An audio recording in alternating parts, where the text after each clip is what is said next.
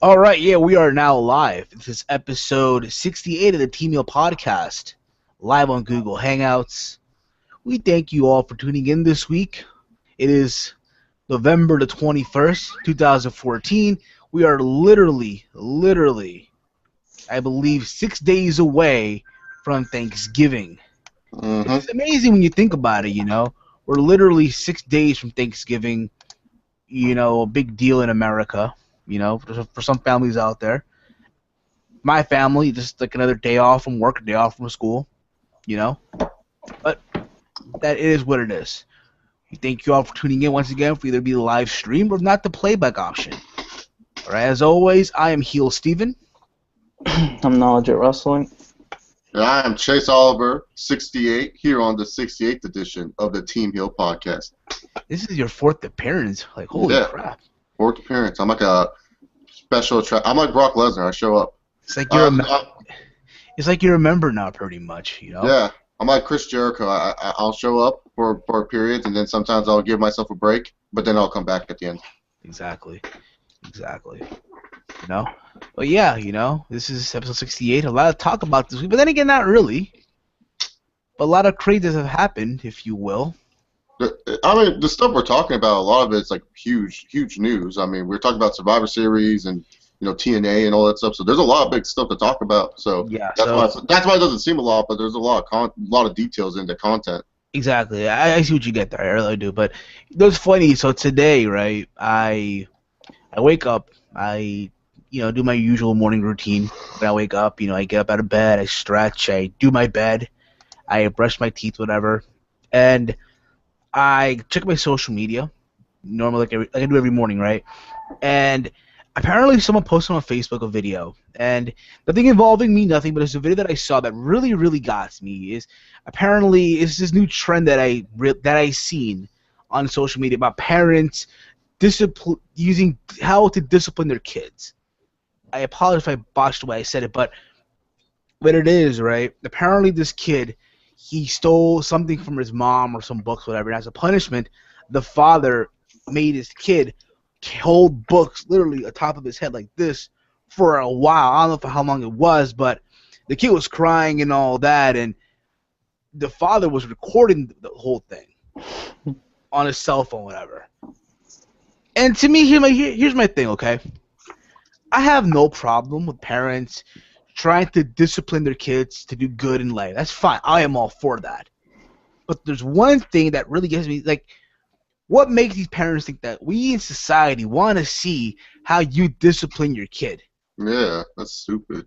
Like, it's become the newest trend. I'm sure you all have seen this yourselves, on whether it be on Facebook or Twitter, how, these ridiculous videos. Like, I remember a couple years ago, not a couple months ago, it was a little girl, whatever. I think she was on Facebook, pretending to be a certain age, whatever it was, and I think the mom found out about it, and she made the little girl get on camera, right, and literally say to the world, hey, you know what, I'm not 18 years old, I'm 15, so to this guy, to that guy, to this other guy, I apologize for any misunderstanding. This literally is so humiliating today, It's like today's parents do not know how to be parents, See, it's like today's parents, like nowadays, they just like feel like, oh, well, this happened to me when I was a kid, so now I'm going to do it to you. It's like, look, you got to change your beliefs. The times have changed, and I will say today's world is much more softer than the world I grew up in. I will definitely say that. I think some of these kids are too bratty and stuff like that, but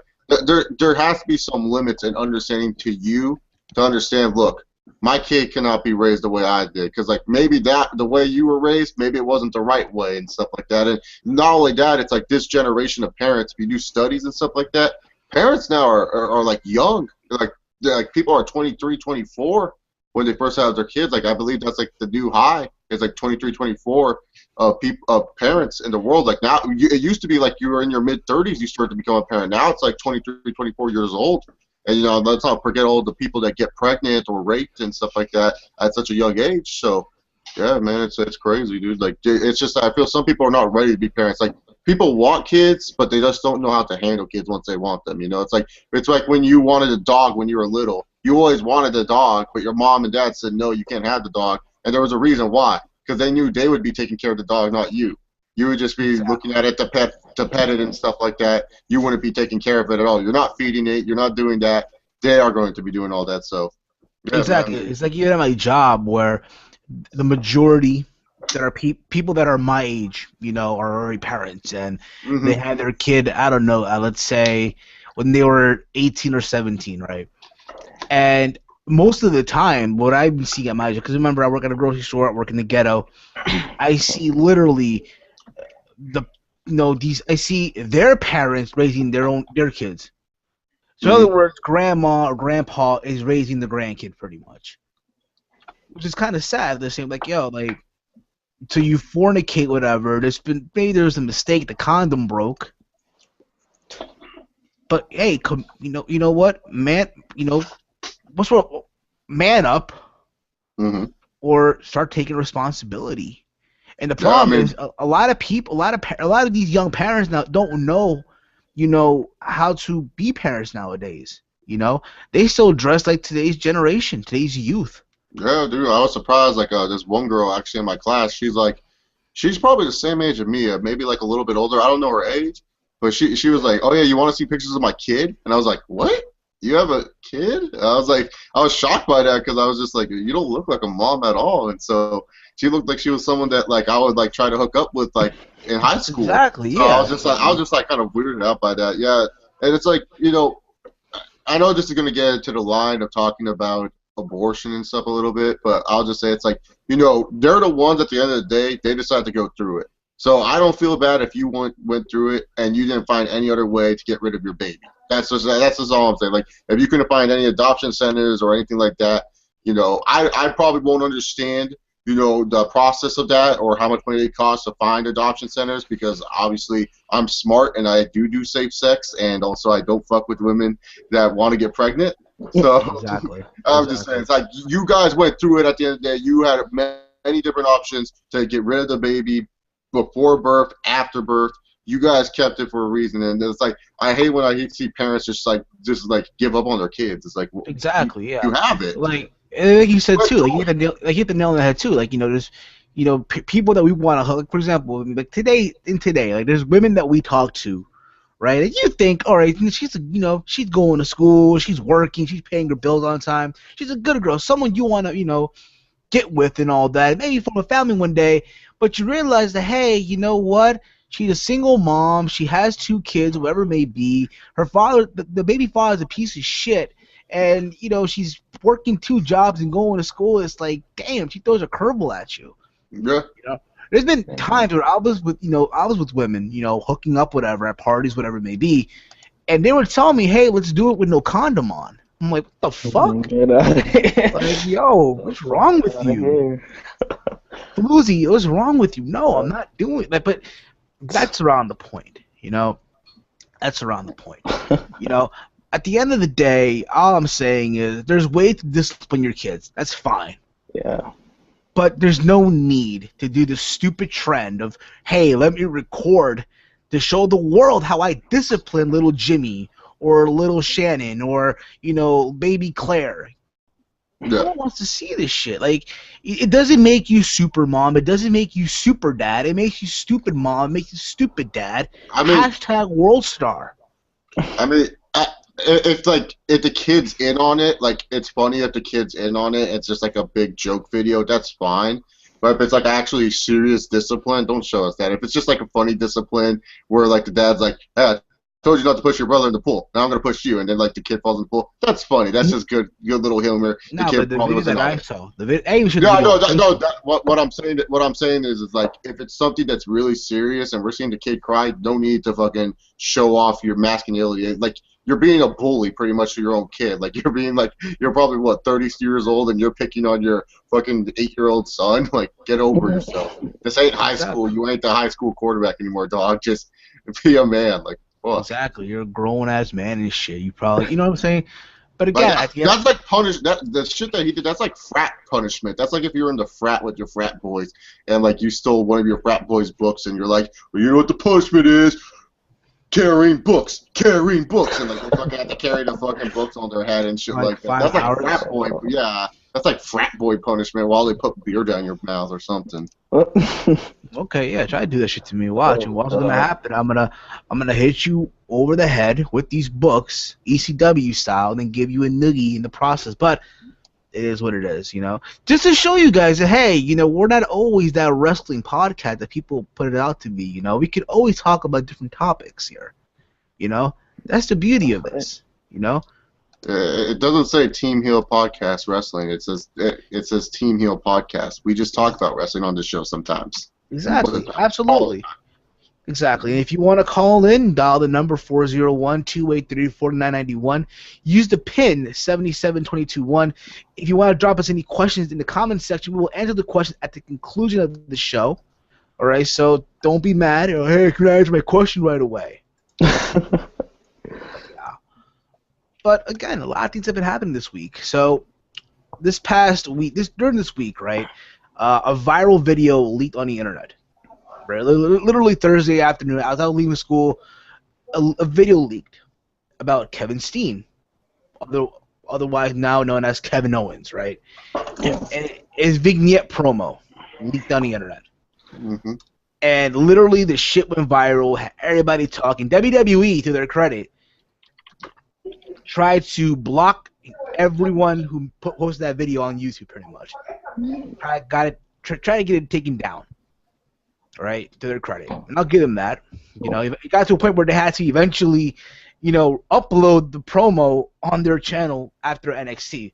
And overall, I got to see it numerous times. And anyway, I got to see it numerous times, and it's a 30-second thing. 30 seconds. It's up on their channel now, by the way. I thought that the vignette itself was short and sweet and to the point. Because most vignettes nowadays, when someone debuts, it's like, oh, you know, for a long time, you know, you guys have been used to this. Now change is coming. I'm going to do this. I'm going to do that. You can't touch me. You can't, like, it's always the same shtick almost. His was a short, sweet to the point. I think the word that he said was, you know, I'll fight anyone and everybody. Bet against me if you want. It's my turn now. I am the future. And it had a date, 12/11/14 on the screen. Very cryptic. Pretty much you can tell right off the bat that this guy is going to debut as a heel. Yeah. Yeah. It would not make sense to have him debut as a face. If anything, he's going to debut on, you know, at the TakeOver show and have a squash match, maybe against Mojo Rawley. No, I hope. Yeah, he might do a squash match, or maybe they'll have him interfere in a certain match, because the problem that they have to address with is just because, like, the NXT crowd is all smarky and shit. So it's like that's a smarky crowd to deal with in the first place. They're gonna pop no matter what even in the main WWE, no matter what this guy does, he's gonna come out there. People are gonna cheer for him just because they're excited to see him. I'm excited. You know, I like the vignette. I thought the vignette was really cool. Like you said, short, sweet, to the point. It fits Kevin Owens perfectly. You know, it's introducing us to his character. You know, I just hope they find a unique way to debut him besides the old here's a squash match way. I wanted to debut. I'm not saying debut him against Sami Zayn in the freaking title scene. That would just be stupid and a waste of time. But I'm saying, like, find a way to get him involved where he could actually generate heel heat for himself, because, you know, we don't want this guy being cheered, you know, for jobbing out a babyface. You know what I'm saying? So I hope they find a way. Maybe get involved with Kenta and Balor or some shit. I don't know. Exactly. I mean, you think about it too, right? You think about this, right? NXT the TakeOver it's TakeOver Revolution, right? Coming up in December. No, our evolution. It's like our space evolution. That's so stupid. Hey, you got to remember, the production crew at NXT are the college kids at Full Sail University. So, you know, the college kids. Hey, they're not the college kids naming this shit. It's someone naming this shit. This is probably Triple H's great idea. Because at first I heard it was just. I just thought it was NXT TakeOver Evolution, which I said, oh, that's cool. But I bet you they had some legal problems with themselves. They're like, oh, Hunter, you can't use that in your name because of the Evolution faction. It's like, what? I just don't understand. Why is all the NXT TakeOvers called TakeOver? Like, they can't think of a better name? No, they're too lazy. It's not like they're taking over the WWE network. I mean, yeah, they get 2 hours on the WWE network, but that's not like taking over it. It's not like the whole fucking network is just NXT. Like the countdown's not all NXT. It's just still the same network. It's not like they take over anything. Absolutely. And think about this, like I was saying earlier, NXT Revolution, on this show, you have, as we speak, Kevin Steen, Kevin Owens, right? Debuting. Debuting. We don't know what yet, but I'm looking forward to it. I can't wait for it. Because, again, as you all know, I am a Steen mark, so yeah. Won't be Steen anymore. Yeah, I don't care. To me, he'll still be Kevin Steen. I don't care. To me, he'll always be Kevin Steen. I don't know Kevin Steen. I know it's Kevin Owens, though. I know, I get it, I get it. But still, to me, though, I'll still, I know he's Kevin Steen, but, think about it. People, for a fact at Full Sail, they'll be chanting, kill Steen, kill. They will not be chanting, kill, only kill, fight, fight. No. Kill and a kill would just be too far. I would be shocked if they let him use Unsettling Differences as a theme song. We already know CFO dollar signs has some shitty theme ready for him, so or some remix. I don't know. Cause remember, they also have a rap version to that song. No, I think whoever's making songs now, they're gonna put a theme song. It's gonna sound like the same generic rap that we're hearing. Same riffs from other songs. That's what they do. They just steal riffs from other songs and they make them sound different. They're lazy. Exactly. But you know what? It is what it is, though. Cool. Hey, someone told me, hey, we're watching it right now. It's Aaron loves WWE TNA. Thank you for watching, bro. We appreciate it. But like I was saying, though, you have Kevin Owens debuting. You have, Sami Zayn, Adrian Neville, Finn Balor, Prince Devitt, Hideo Itami, Kenta, Tyson Kidd, if you want to put him in there. You have a super show. Well, I think at Revolution, so far the only thing that is confirmed without letting out spoilers, because there are some people who are NXT sensitive to that. So, with the card that they have now, I believe it's the Vaudevillains versus the Lucha Dragons for the tag titles, and then Adrian Neville versus Sami Zayn for the NXT title. If Sami Zayn loses, he quits to WWE. Which we know he's not. Oh, but what I'm saying though is, you have that roster. Yeah. Potentially on this show, because to me, Tyson Kidd, he's more of an NXT guy now. I feel like NXT. He's undefeated since coming back to Raw. I don't know about that. Since coming back to TV. That too. But the point is, though, what I'm saying is, you have a super roster right now, potentially on a super show coming up. WWE's in shits when their developmental program is better than the main roster program. Yeah. But I cannot wait. I'm looking. If it was up to me, December 11th would be tomorrow.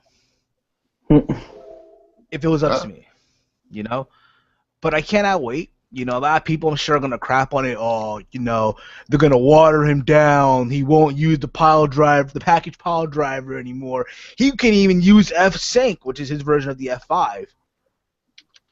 Does that even matter? I don't really, that's the thing, if you want to be successful in this business, you have to adapt, and that's just the bottom line when it comes down to it. I know it's not fair to the talent, but it's just the way it works. If you want to be in the WWE to make more money than you were on the independent, adapt. It's adapt or survive, like Triple H says about Evolution. You have to adapt or survive. Exactly. And again, I can't wait. I'm looking forward to this, Holy shit. It's like I'm anticipating this more than fucking Survivor Series, which we're going to get into later on in the show. Oh, yeah. Survivor Series. That'd be awesome. Hell, I'm anticipating this more than Final Battle, which me and Knowledge of Wrestling and DJ Eric will be going to in a couple of weeks. Holy shit.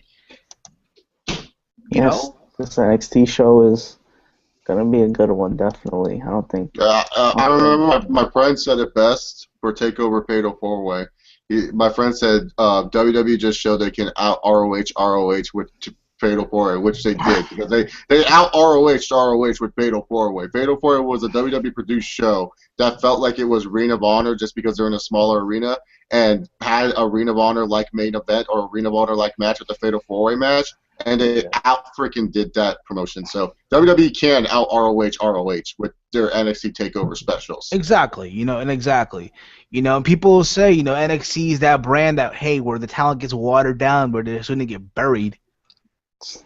I tend to disagree with that. You get some great interviews in there. See, the problem with NXT is just that, like, the guys, when they come to the main roster, they don't feel as big as they were when they were on the NXT brand. Like, that's my problem with it. It's like, the only people that really came over and felt like they were big was I'm discluding the Shield people, just for anyone who doesn't know or haven't listened to past podcasts.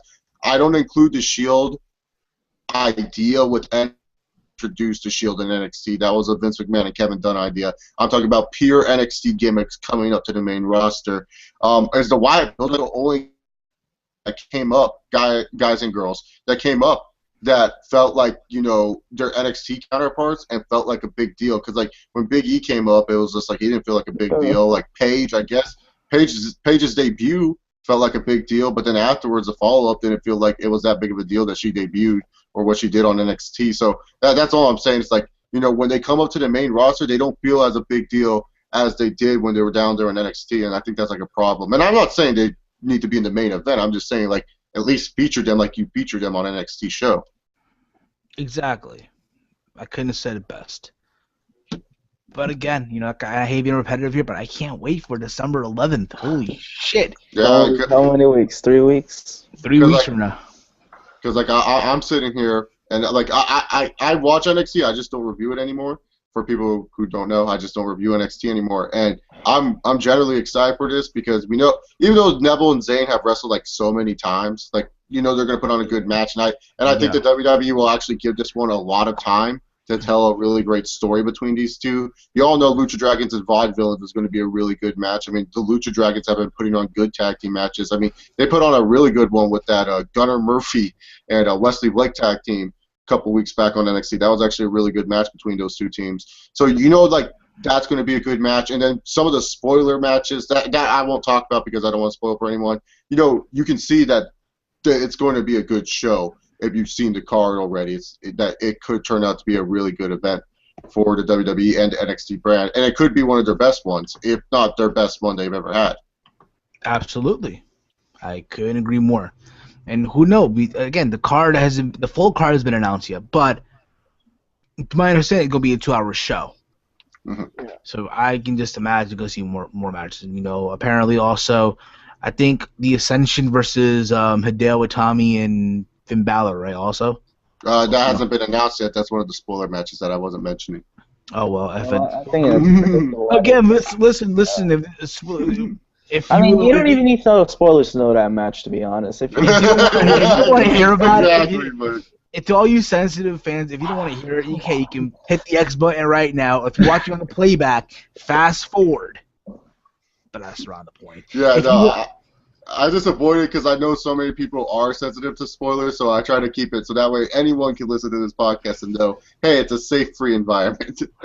Yeah, I am too. But, at the same time, I learned this. This is my discovery. This is, I guess, my realization, if you will. The spoilers are going to be there no matter what. If you want to be spoiler-free or kayfabe, 100%, then avoid it. Mm-hmm. You know what I'm saying? But it is what it is, But if you want to hear from you guys. But also, let's not forget, if we're going to talk about the spoilers, that women's title match is going to be fucking great between Sasha Banks and Charlotte when that goes down.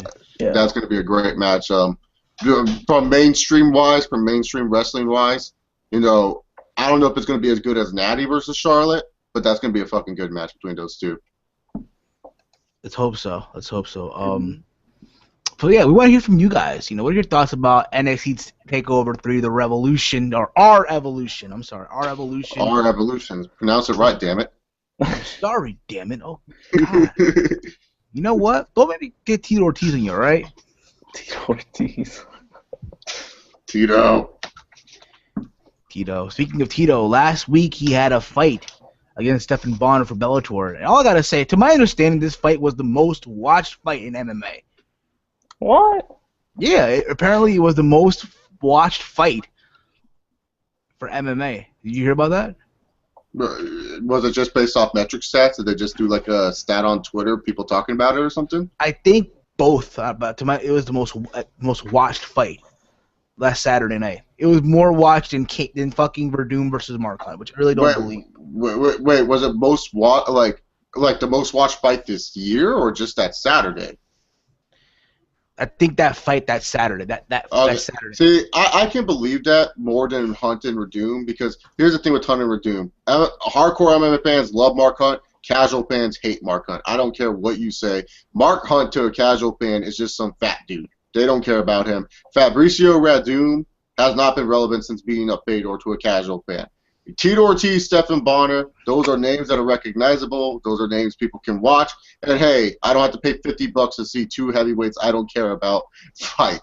So that's why they would rather watch Tito Ortiz and Stephan Bonner, which I can believe that now just thinking about it, because really Hunt and Verdum, what namesake does Verdum have? I mean, he's a great fighter, don't get me wrong, but it's not like he's a household name. Neither is Mark Hunt. I mean, I love Mark Hunt and Verdum. I think they're both talented fighters. But to a casual fan, like, shit, like, Hunt, like, if you've never seen one of Hunt's fights, you're not going to go watch and see him. If you've never seen one of Verdum's fights, you're never going to watch and see him. You have to see these guys' fights to be interested in their fights. So, yeah, I can believe that Tito and Stephan was the most watched fight that night. It was free. I'll say this, though. A fight that people were talking, so much shit for and all that. Was it the best fight in the world? Hell no. It was not the best fight in the world. I thought overall the fight had so much hype because of the trash talk. It showed me that, Bellator does not give a fuck about their titles. They don't give a fuck.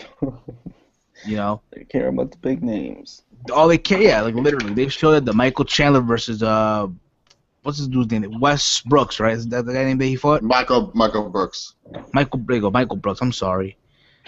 Apparently, they don't mean shit. That's what they showed him pretty much. Watching Bellator. Now, mind you, I multitask. Will Brooks, my bad. Will Brooks, I think his name is. Oh, yeah, there you go, Will Brooks. But mind you, I multitasked. I literally multitasked. I had on my computer UFC, whatever, UFC, 170 or 180, I think it was, right? UFC Mexico. UFC Mexico. Yeah, it's called UFC Mexico. Like, on my TV, I had, that main event fight. I'm watching bullshit when I was like, literally, But to me, all I gotta say is Stephan Bonner, Tito Ortiz, do us all a favor. Retire. Yep. Go away. Retire from the sport. Yes. Go. And again, I don't hate them.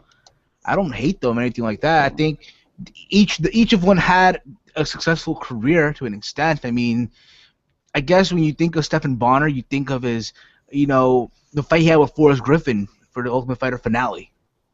That will put the UFC on the map. And of course Tito was Tito. Come on.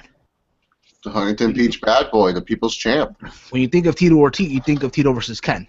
Yeah, exactly. Tito versus Ken, or the Tito Liddell feud, which was really huge. That's who, or if just Tito being the heavyweight champion for a while until the glass stomach, Yeah. Getting kneed in the gut. Yeah, by the Nogueira brothers and shit. Little Nog, who has done nothing in his life. Didn't he fight in Pride? Yeah, but he's done nothing. Like, his name is not as big as Big Knox. Like, he didn't really beat anyone in Pride, to my knowledge. If he did, I'm sorry. I just know that he's not as successful as his bigger brother, who was really good back in the day. Okay, no wonder why. But then again, remember, they both fed a bus. They thought it was a horse. Yeah, according to Chael P. Sonnen, that the Nog brothers came to America and tried to give a bus a carrot. Yeah, but Tito and Stephan both need to retire. That fight was like watching two elephants fight each other. And if you guys ever seen two elephants fight, it's fucking boring. They just stand there and they do nothing. Like Stephan Bonner, like he talked all this crap saying like, oh, I'm gonna go in there and punch him. Well, maybe Stephan Bonner, next time you want to train, don't train at the WWE Performance Center, because they're trying to train their wrestlers to fake punch. I don't know if you were throwing fake punches out there, but it didn't even look like you hit Tito at all. Tito's face looked fine. Like, I know Stephan Bonner's face has been ruined from all the battles that he's had with some light heavyweights back in the day. But shit, dude, it looked like Tito was packing more than you, dude. And God, you just looked so slow out there. It was just ridiculous. And I thought it was ridiculous, Steven. We didn't talk about this before we did my stream this Wednesday on my channel. But I can't believe we didn't talk about how stupid the judging was and how Bellator almost fucked it up again with another main event judging. Split decision. Split decision. What is who? Okay, Steven. We can both agree. We had Tito winning this fight 30-27. Did 30-27 like me, or did you 30. have 29-20? I had Tito winning 30. Just give him a 30. Yeah, that's what I had. I'm not just saying that because I'm a Tito fan, because I'm always gonna defend Tito and all that. But to me, Tito, if you want to say who was the most aggressive one out of the two, yes, it was Tito Ortiz. Tito was the most aggressive out of the two. He dictated the fight. I don't know how people saw it being a close fight in the first round. I don't know how the fuck that was a close round. I thought Tito was dishing more punishment. Yeah. No pun intended. But to me, this shows you that, hey, Bellator is a little scripted a little bit here, Yeah, I know, because fucking Stephan, like, he did hit some nice counter punches. I will give him that. If I were to give him a round, it would have been round 2 maybe. But that was it. I did not have him winning the fight at all. And it was just like, God, Bellator, again, you almost had another main event ruined by stupid fucking judging. Because remember King Mo versus Rampage? I still don't know how Rampage won that fight. Rampage did not beat King Mo. I love Rampage more than King Mo. I'll admit that. But I do not know how the fuck Rampage almost won that fight against King Mo. Like, that shit was ridiculous. So they need to fix their judging. They need to find the best judges. Like, I get it. UFC was in Mexico. Maybe the best judges went over to Mexico. But you got to find really good judges, man. Like, you cannot have this shit happening in a main event fight this big. In my opinion, what they should do, I guess something that boxing is doing as well, excuse me, if the fights in America don't have American judges, let it be from a different country. In my opinion. But then again, I get it. It's the athletic commission. Yeah, it's the athletic commission of the state. But I mean, again, I'll say this as well. Mark Hunt versus Verdum, I was wrong with my pick. I thought Mark Hunt was gonna go in there just drop. Cause you think about it, if Verdum didn't drop that knee, that was gonna go to 3 rounds. Verdum was fucked. Verdum was fucked, literally. But he managed to pull through, to my surprise. But yeah, that's the problem with Verdum. Is like, a lot of people see Verdum as like the biggest threat to Velasquez. Like, no doubt Verdum's a threat to Velasquez, but Verdum's chin is not on the ground. But Kane can strike. Like, people forget that Kane does have striking ability. I mean, last I checked, he outboxed the greatest boxer in the heavyweight division, Junior Dos Santos, in that 3rd fight. So I don't want to hear Kane can't do stand-up. And not only that, and the thing is, too, Verdum is useless on the ground if the fight goes late, because when you have all that sweat on you, it's so much harder. And people know if they've ever grappled, like, it's so much harder to grapple someone when they're fucking sweaty as hell. Like, that's why they wear the gis at grappling contests. People wonder why they wear the gis. It's because they don't want the sweat to affect the submission hold. They don't want you to slide out of that submission hold easily, man. So, like, if you ever grappled, like, you will know that, like, when you're grappling shirtless and you guys are both sweaty, it's really fucking hard to try to lock someone in. So, like, if it gets late into that fight, Kane can still grind out Verdum. It's like, it's only early in the fight where Kane has to avoid the ground. And even then, I don't think Verdum's that great of a striker to where he poses a threat to Kane, because I get people who still look at Kane saying that he's weak in the he's not even weak in the chin. I don't think Kane's weak in the chin at all. But I get where people look at that JDS fight and just see Kane getting knocked out after that one shot. I just but feel that like was a lucky shot. Yeah, it was a lucky shot. Cause think about if that wasn't the case, then you know what? Then explain to me how Kane dominated JDS in those last 2 fights. Yeah, exactly. But again, I'll say this right now, and I'm not saying this because, oh my God, I'm not the biggest fan of Verdum because he beat Fedor, because I'm a pride guy and all that. But Cain Velasquez is gonna destroy Maurice Verdum. He's gonna just crush through him. Same way I feel that Jose Aldo would just crush through Conor McGregor. Mind you, I'm starting to become a fan of McGregor, but I gotta call like I see it, Yeah, McGregor will be interesting in the first 2 rounds, and then afterwards it'll just kind of be Jose Aldo. Yeah, Jose Aldo fooling around with him by rounds 3, 4, and 5. Yeah, but that's the topic for another day. Although the wrestling fans like, why the fuck are they talking about MMA?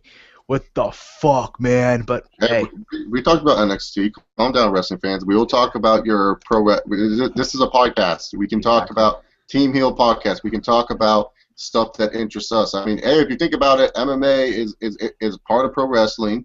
I mean, our current WWE heavyweight champions thinking about going back to the UFC. So I think we are justified. I don't want to see. I don't want to see him go back. I don't.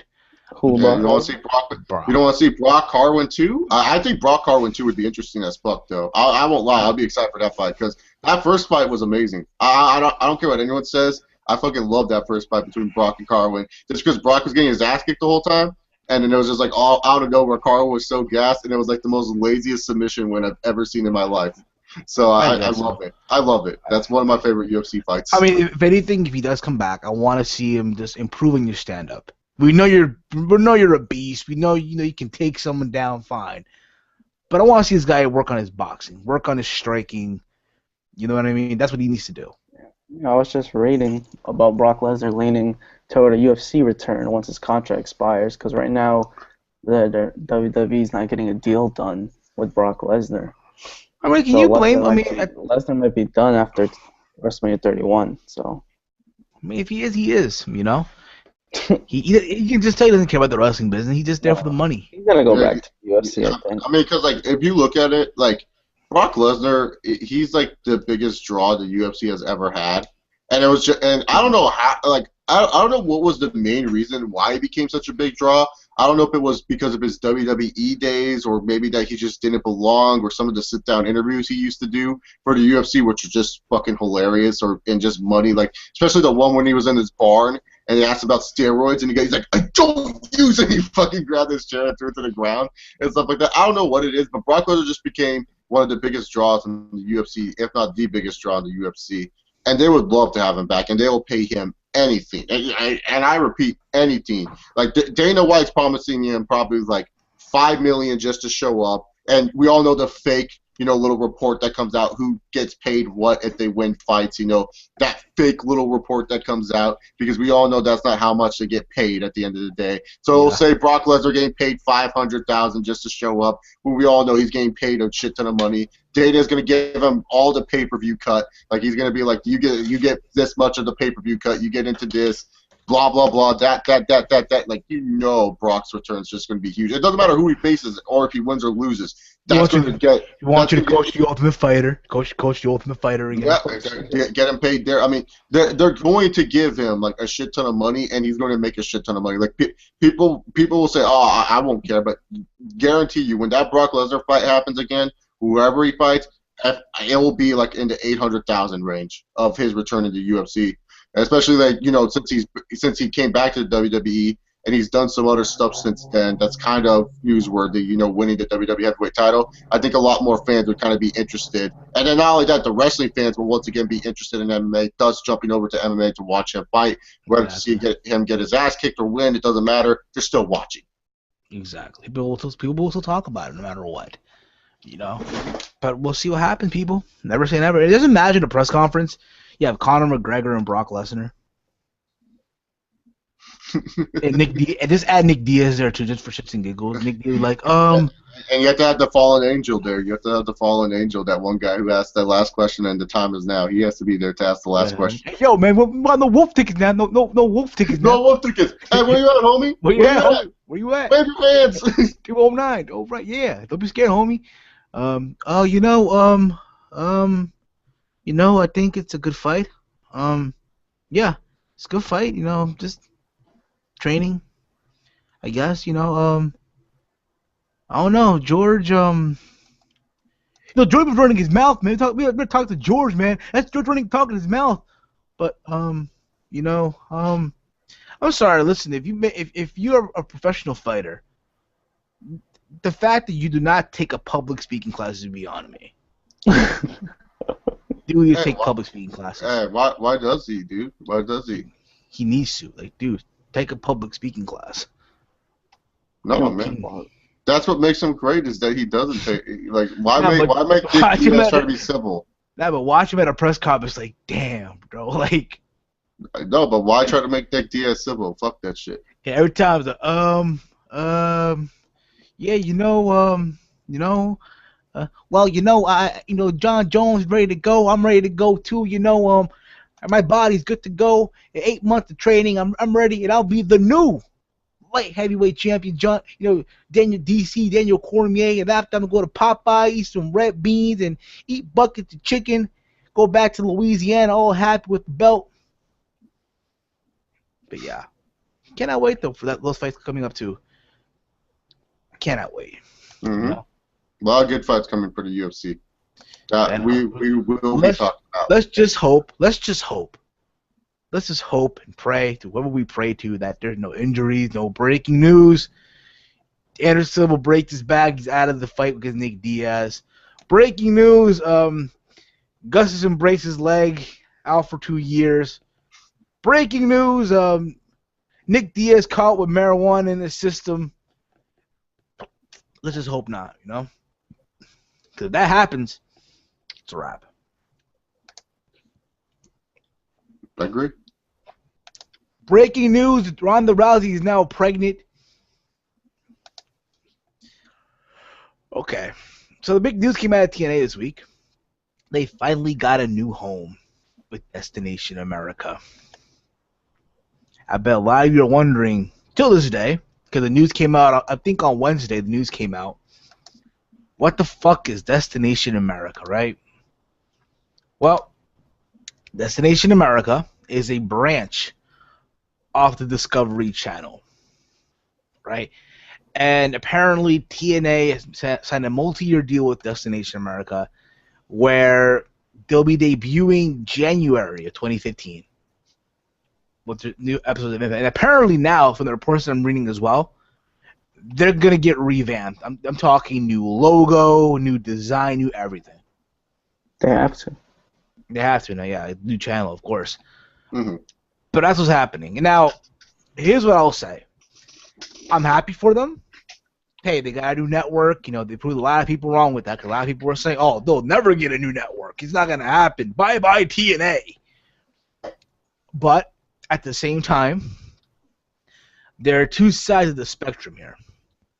Two sides here. Number one, they'll still be around. They're not going, they're not going to go under or anything like that. The other side is kind of the downfall here, that Destination America is only available in half of the country.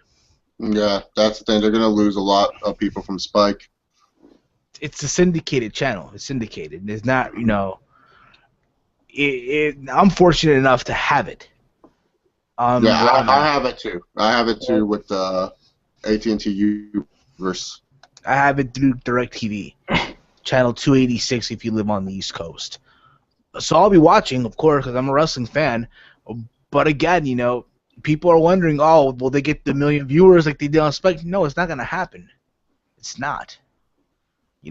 They'll most like the high I think they'll ever get is probably a 0.70.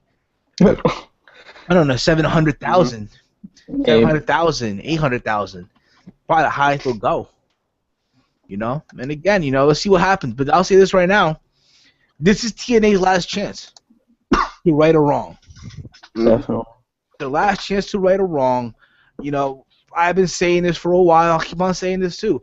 The only way I see this company ever succeeding is if they have new ownership. New ownership is going to do a lot for them. In other words, Dixie Carter needs to go. Yeah, but sadly, she ain't leaving anytime soon. Unfortunately not. I know she's not, because if she leaves, then there goes Panda Energy. Then TNA's fucked again. Yeah, exactly. It's like this way, right? It's like having that bitch that you want to fucking leave, but she cannot leave because if she leaves, you're fucked too. You know what I mean? That's the boat that they're in right now. Mm-hmm. Which kind of sucks, but hey. Exactly. But let's see what happens. Like I said, the first episode is supposed to be airing in January. So yeah, what are your thoughts about this, guys?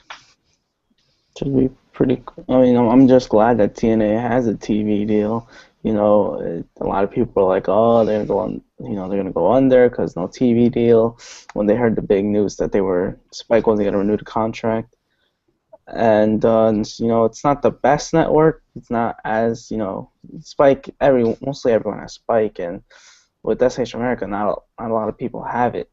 So yeah, like you said, they're gonna lose some viewers, but at the end of the day, I just think it's a somewhat decent move anyway for TNA, because now they're gonna be on TV again, and the wrestlers are still gonna have a job, and it's not like they're going away. So Exactly. You know, Yeah, yeah, I agree with that because it's like even though it's not the best network, at least they got a network so that way they are still alive and kicking in the American wrestling business, which is always good. Um, I like that the deal that they got is not only just Impact Wrestling, that I heard that they can do other shows, which actually would be useful to them. Is that they could produce, you know, an episode of Explosion here or there and get paid money off that. Or maybe, I don't know, I don't know how free they are with this, that they can produce extra shows on this network, Destination America. But maybe, I don't know, do your special Impact, let's just say on a Sunday night. I mean, hell, that'd be kind of cool for a free Sunday night showing. You know, you get TNA 2-hour pay-per-view event, who knows, or maybe 3 hours if Destination America allows it. That'd be kind of cool. You know, you do like your Genesises and your Destination X's on there, so that'd be kind of cool if they're able to work something out like that. I'm still waiting to hear how much they're going to get paid per hour. That's the number I'm looking forward to, like how much Destination America is putting into show production to that's the see if question TNA too. can go to. Yeah, that's what I'm waiting for, is more details like that to kind of see what Destination America is putting into the show production. How will the show production be a little bit better or different of Spike? If it's going to help TNA get into bigger arenas, and how will they promote Spike on Destination America? Because How they honestly, I've never promote heard of Spike? that. How they promote No, Spike? I mean, promote TNA on Destination America. Like, how will they promote, you know, TNA? Because like I haven't heard about Destination America until now. So that's a bad thing, first of all, that I haven't heard about this channel until now. So I want to see how they're going to do in their promotions. And I want to see if they will be able to help TNA out get into bigger venues and not have it where they have to go live from the Impact Zone again. oh man, Absolutely. And the question we got here from Ryan Davis, King of Wrestling, is not legit wrestling alive during the show. what happened? Apparently, what happened was when we were talking about the MMA segment, you were quiet, and it's understandable because you're not really big into combat sports. It happens. Now, if this was about the NFL now, both Chase and Walter would just talk for hours. I'd just be quiet because, you know, that's not my thing. But, you know, it is what it is. Even though Walter's 3-7 New York Giants, you know, that's all I know. That's all I know. 3-7. Spread of the Jets. Hey, could be 3-8 after Sunday, but who knows? But Hey, you could be the Raiders right now, who finally just got the first win this season. damn. Oh.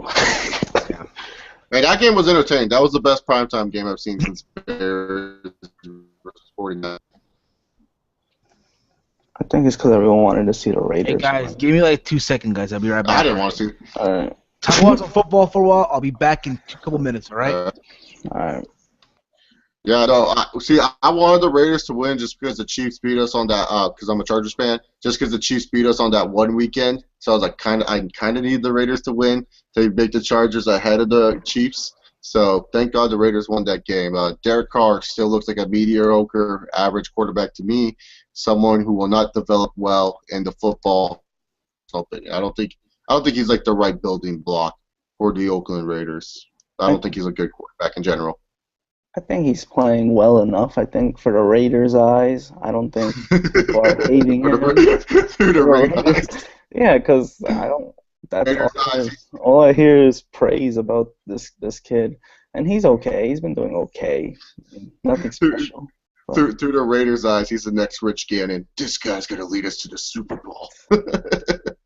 Okay, maybe they'll win 5 straight games, which I highly doubt, but. I think through the Raiders' eyes, he's doing good. What are the big what's the big matchup for the NFL this week? Because I don't even remember what the Sunday Night Football is. Because none of the games have been Sunday night. They've always been blowouts. I think Sunday night's the Cowboys against the Giants. Oh, that should be a about It could be good, but Monday nah. night game then.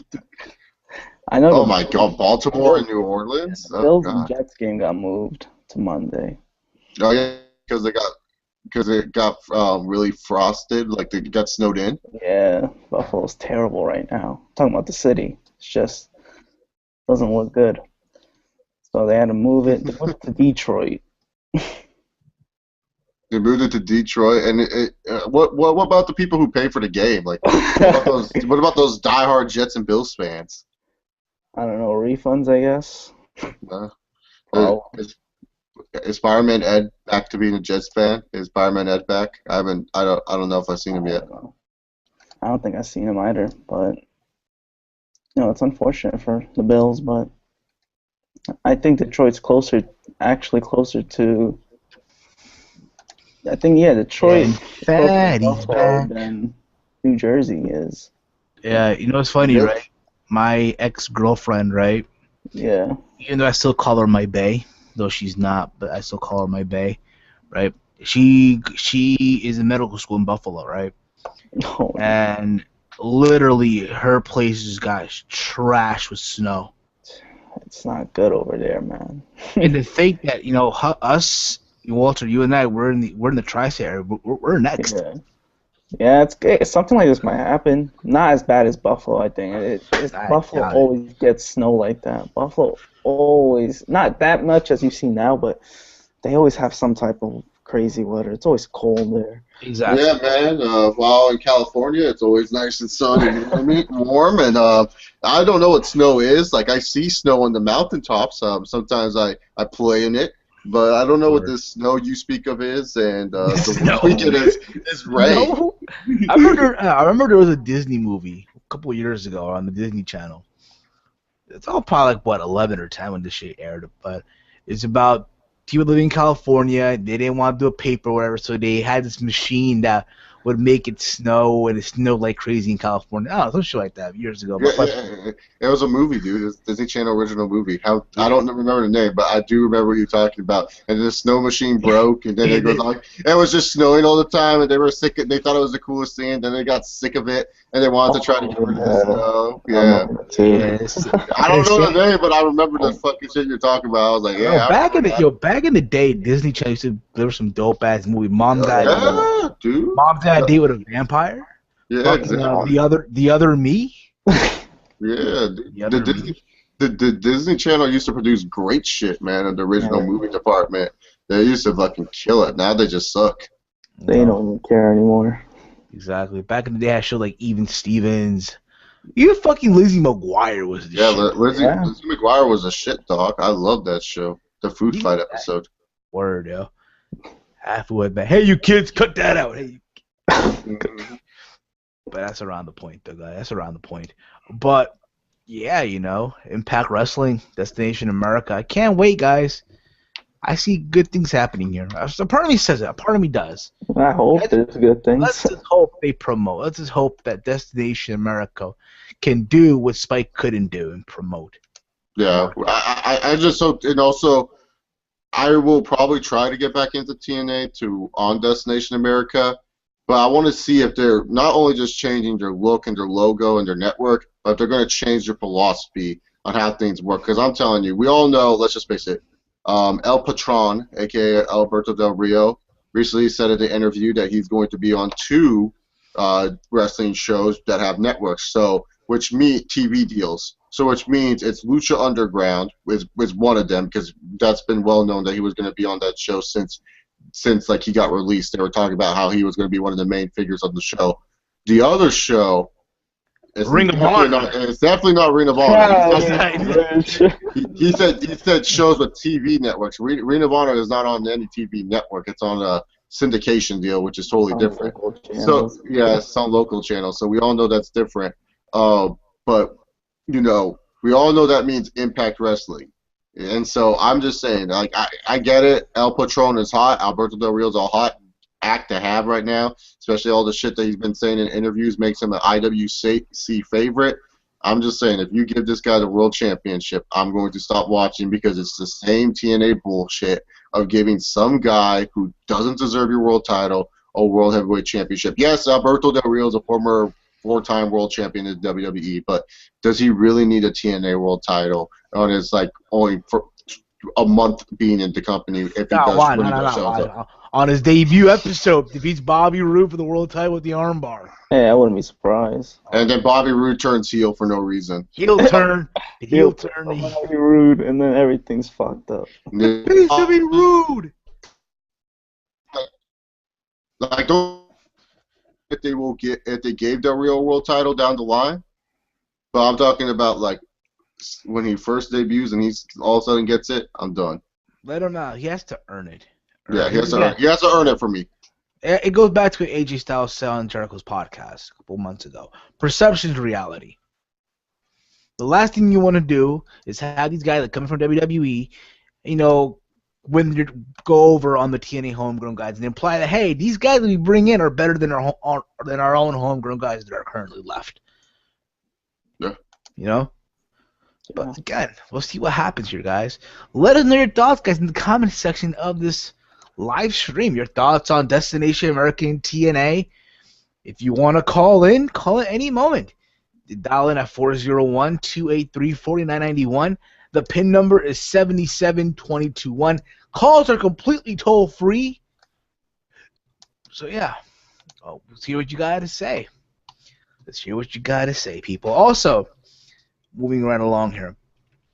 So it turns out that current WWE Hall of Famer, the original diva, Sunny, is on the Skype again.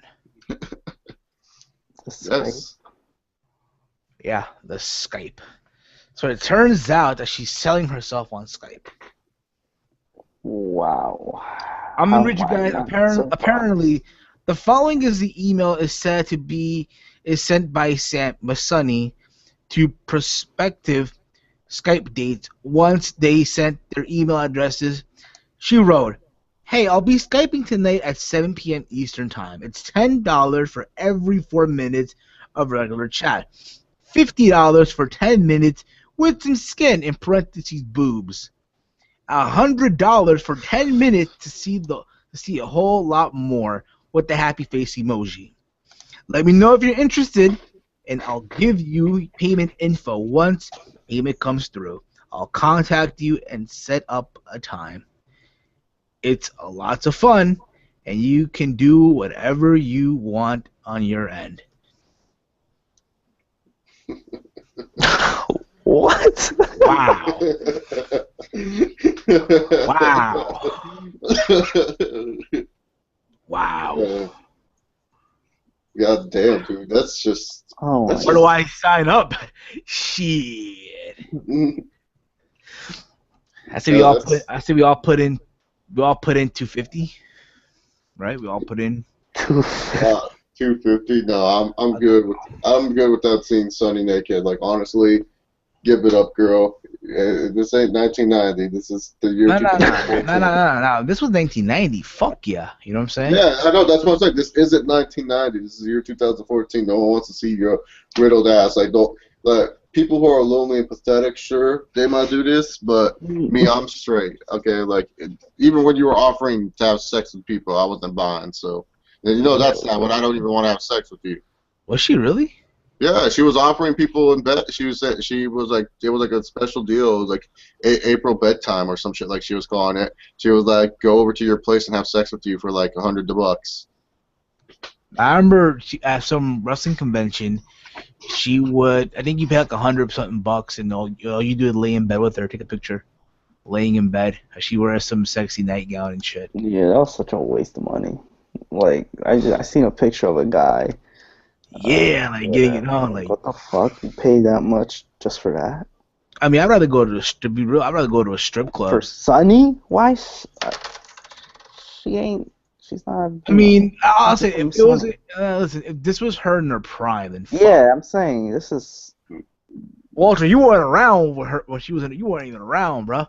Well, yeah. I mean, shit. No, I was a little kid, little baby. What 2? Yeah. Well, now.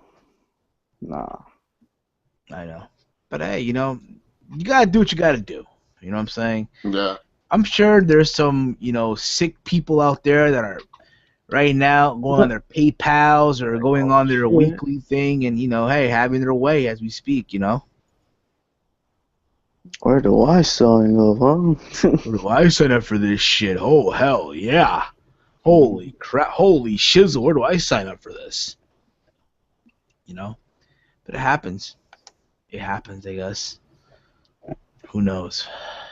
Damn it. Let's get into the WWE Survivor Series prediction, shall we?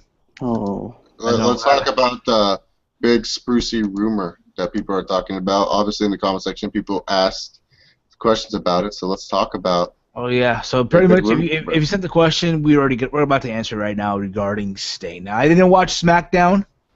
I didn't watch it on the count that I don't watch SmackDown. Period. I don't know about you guys. I don't get the chance to even watch it, and even if I did, I wouldn't watch it. Yeah, I'm sorry. Just a waste for me, SmackDown. You know. What about you, Chase? What's SmackDown? Oh, SmackDown is the B show for the WWE actually. So. They've been around for numerous years. They used to be on Thursday nights on UPN. Oh yeah, I think according to someone, a brand split would make that brand better. Oh, Mr. Ash Maniac. Hey guys, come on! I think a brand split would be better. I'm just poking fun at Levi there. I love Levi. He knows that. I'm just poking some fun. We all love the mini Kevin Steen. Kevin Owens now. Yeah, I guess Kevin Owens. Yeah, kill Owen, kill, fight Owen, fight. Run, Owen, run! Dance, Owen, dance! But yeah. The dancing gimmick. So the rumor is that Sting might be debuting at Survivor Series. I would love it. I would love it, you know, just to see Sting walking down that aisle. That'd be fucking awesome. Like, I don't know what he will be doing at Survivor Series, but just seeing him, it would just be sick. Just seeing him in the WWE ring, this has been like something as a like for. Holy shit! Holy shit! Holy shit! Oh. What happened, Chase? Yeah, dude. Just hearing the Crow theme, just hearing that fucking Crow theme instead of that shitty TNA theme. Hey, that TNA theme was shit, bro. WCW thing. Hey, at least maybe. Hey, that theme song was depressing. Most likely he'll wear a T-shirt. Obviously, he's gonna wear a T-shirt. He'll wear a T-shirt to get back to the ring and do this. I hope he's dressed in the makeup and not in the sunglasses. Most likely. Sunglasses. You know, most likely. I hope he shows up as Sting and not Steve Borden. If you know what I'm saying. So. Or Borden Stevens. Borden Stevens. I love that picture. It's like the most dumbest picture. He's like, it's like, I love it. Oh my God, Borden Stevens and NXT brother. Yeah, but I just can't wait to see him. Let's just hope he's not on there just to promote the fucking network. Let's just hope that he probably is. Yeah, he probably is. But I'm just saying. Like, I hope he's doing something cool on there. I hope so too. For all our sake, he is. He needs to debut. It's gonna make the show somewhat better. Indeed, absolutely. I couldn't agree more on that. Again, Sting coming into the WWE Survivor Series.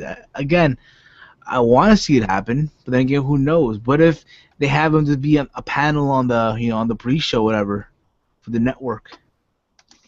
Yeah, guys, I'm here. Love being here in front of Survivor Series. Now I gotta go talk about the show later, guys. Boo! Hey guys, let's go talk about some Survivor Series. Woo! Like, oh God, that'd be terrible. Have him come out with the Crow. Imagine that. Do you think Sting watches the show on a weekly basis? I don't think he watches. I mean, I think he watches wrestling because he's part of it. He loves it. You know what I mean? For that aspect, I think he still watches the product. But is he like into it, like whole body? No, I don't think he is. Does he still watch TNA? He's like, no, but I'm done with that company. I mean, here's my thing about it, right? with Sting overall. I think he still watches TNA a little bit to see what they're doing. Because again, you gotta remember, he asked Dixie to let him go so that with the money they would have used to re-sign Sting, they could use to bring in new talent. Yeah. Which TNA should be doing now to right the wrong. And also, Sting said, "You can let me go so I can make that WWE money." Let me get paid. Let me get paid $1 million to be a pre-order character on WWE 2K15. You know, it's funny, man. I heard a lot of people who are complaining about it as we speak. The 2K15 game 2K15 on next gen, on the next gen. Hey, we can talk about that after we talk about Sting, because I do want to talk about that too. But I want to talk about let's keep this Sting oriented right now, because this is a big moment that Sting could be coming to the WWE. Oh yeah, his debut is official. Yeah. Just imagine him backstage. He bumps into Ric Flair. Oh. Yeah, I hope they do something cool with this, where it's just not like, because like I said, like we all know it's probably going to be a network horror thing. But let's just hope they do something cool with this, and it just feels like it's just like, this is awesome that we're seeing the icon in the middle of our ring. Like, I'm not saying, oh, he needs to start setting up a feud with like Bray Wyatt or something. No, I want him to do something where it's just like, thank you, you're finally here. Now say something cool and awesome that would make me just say, fucking work watching this segment. Exactly. Let's hope so. Let's hope so. Or maybe have Vince McMahon come out, you know, hey, you are the last part of WCW. You know, and all that. Get out of my ring. Yeah. I want to say about Sting, too, this guy is one of the most smartest motherfuckers in wrestling. I mean, this dude probably got paid for doing nothing more than anyone else. I mean, like I was just saying, like in the early portions of his career, like in the mid '80s and the early '90s, he did a lot. Barely, and he got paid tons of. In WCW, he just stood in the rafters the whole time, and then barely wrestled after that gimmick. And then in TNA, yeah, he would wrestle, but then he would do his little disappearing acts where he'd be like, I'm done with this company, and then he would just get paid sitting at home, and then he comes back and wrestles like a match and wins the world title. And then like fucking WWE, that he's getting paid like a shit ton of money just to be in the video game and saying, hey guys, this guy's like the most successful dude at doing nothing. I love it. That's why I love and respect Steen. He knows how to make his money the right way. Exactly, and I think about it too. Most likely he'll be put in the Hall of Fame this year, coming up. The first guy to do it. I mean, I read rumors that apparently Macho Man Randy Savage might be also a name being thrown in the mention. Might as well. I can see it happen too, but to my understanding, if they're going to induct Macho Man, they're going to induct Macho Man's father and the genius, you know, the guy that plays. Because like they released the DVD already. You might as well. Which, by the way, we'll be discussing on the DVD next week. Next week we'll discuss the DVD. Macho Man. I just got to watch part of it. I get to finish watching the whole thing, but from what I'm watching, it's good stuff. Oh, right, that WWE 2K15 before we get into the Survivor Series. Yeah, a lot of people are very, very upset with the next gen. Yeah, I've seen. Because you think about it, as you all know, I am part of CAW. You know, CAW Wrestling and all that, and a lot of CAW owners that I know who got 2K15. They're playing as we speak, and they're very, very upset with it. Yeah, I'm satisfied. See, I'm not in the CAW Federation leagues per se. I watch the CAWs, and I was talking to my friend JD Venom, who's a really smart wrestling mind, and he also does his own CAW thing for FCW. It's just made up characters that he does and stuff like that. It's his own storylines and shit. He was very upset about it, and so we were talking on Skype, and he screen shared me WWE 2K15 and what it looked like. Now the game itself, it looks really amazing. The graphics look awesome. The grappling looks cool and stuff like that. But from what he showed me about like the creator wrestlers, the matches, and all that stuff, like the match types that you can choose and all that stuff, like it looked pathetic, dude.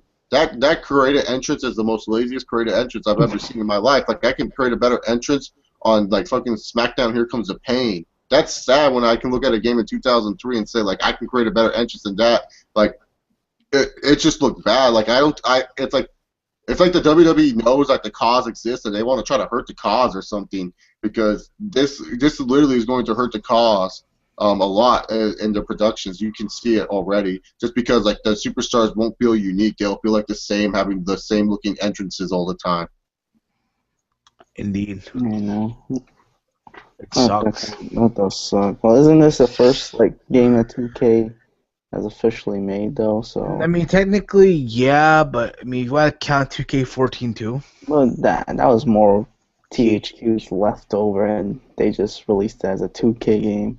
Yeah, 2K's like, oh, they actually made a pretty good game. Let's just add a little bit here, there. Oh, we got it. We did it. So, Exactly. yeah. The thing, 2K, they're known for 2K15 in NBA, NFL, Well, not NFL, MLB. MLB, NHL, or whatever. You get the idea. Mostly Their NBA. most successful is definitely NBA. Yeah. And the thing is, if you look at the earlier NBA 2K games, now keep in mind they started doing NBA 2K since like the year 2000. But if you look at the earlier next gen NBA games that they made, it did take them a while for them to kind of, and this was talking about 360 to PS3 next gen games. It did take them a while to get all the features onto those games. Like if you look at the 2K features, like creating a basketball player in that game's sick. Like you can have your own unique release, you can have your own fucking layup, you can have your own dunk package and stuff like that.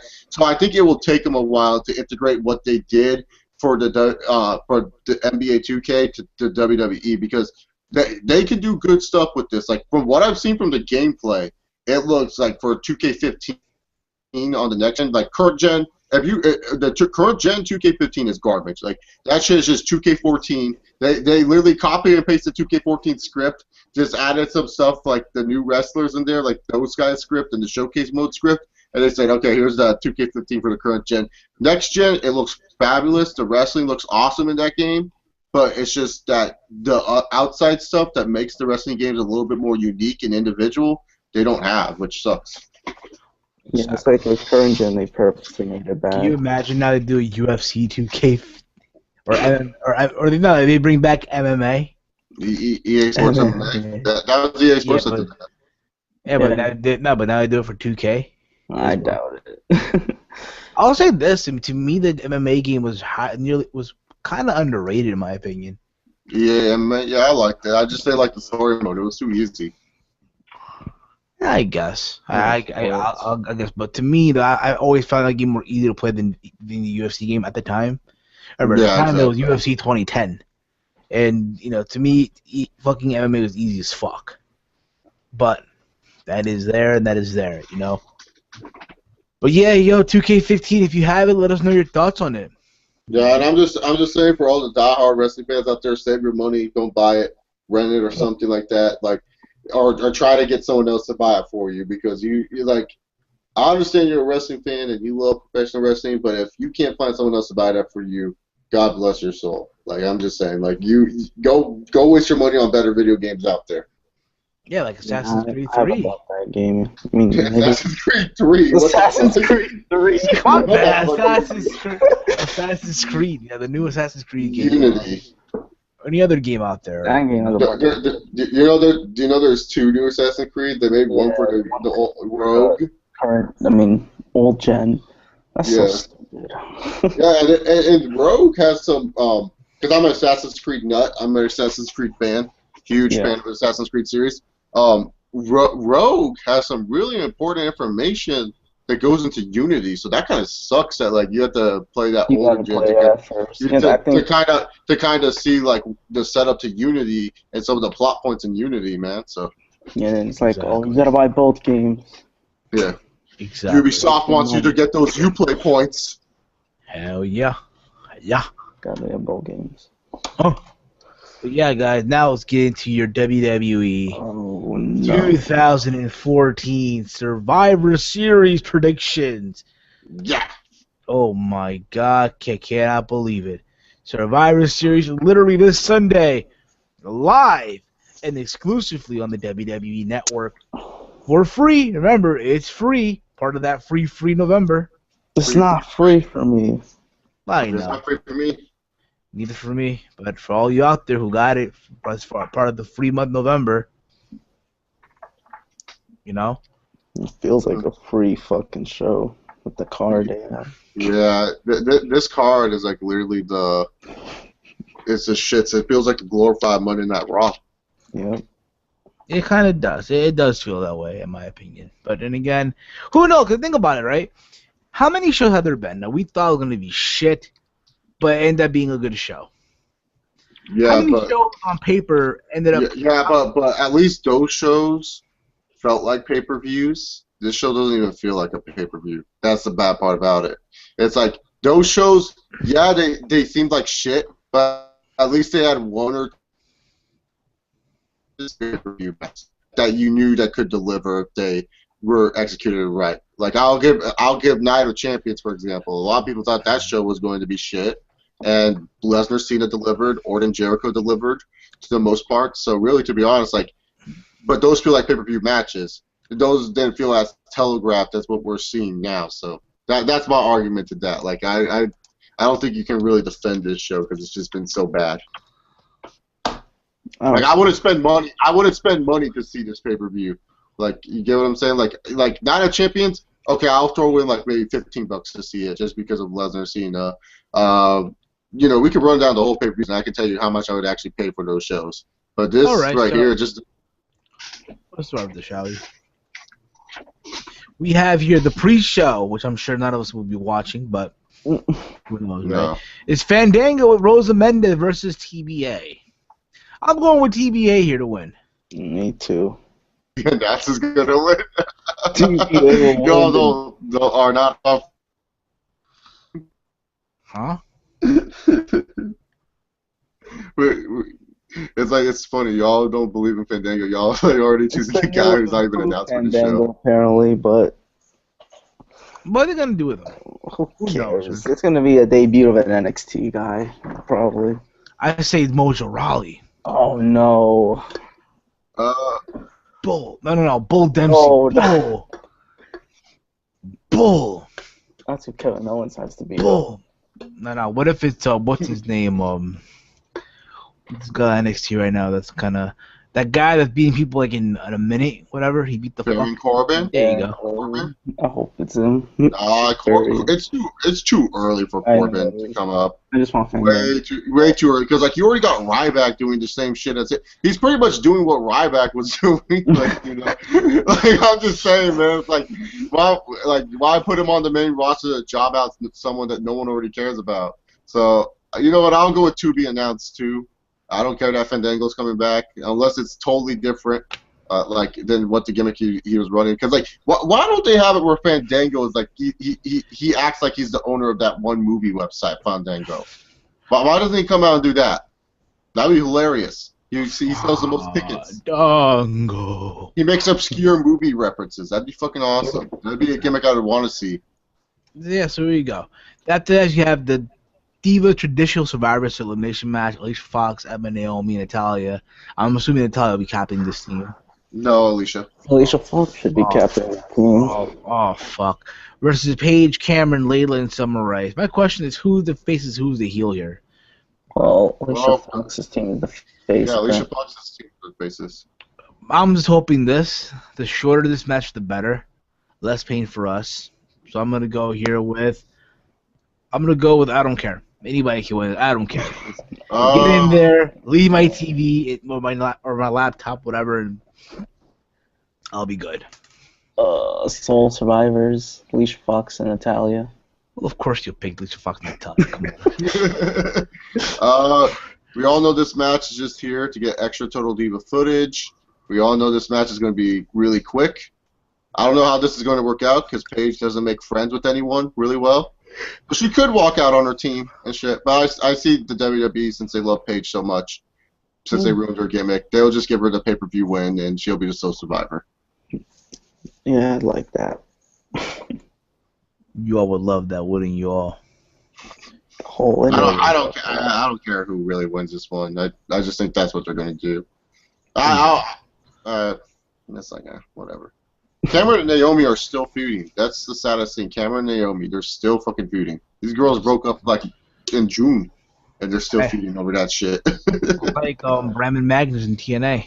No, fucking Gunner and Samuel Shaw. But that is neither nor there either. But let's move on. We have Gold as Stardust defending Gold and Stardust. I'm sorry, Gold is Stardust. Wow.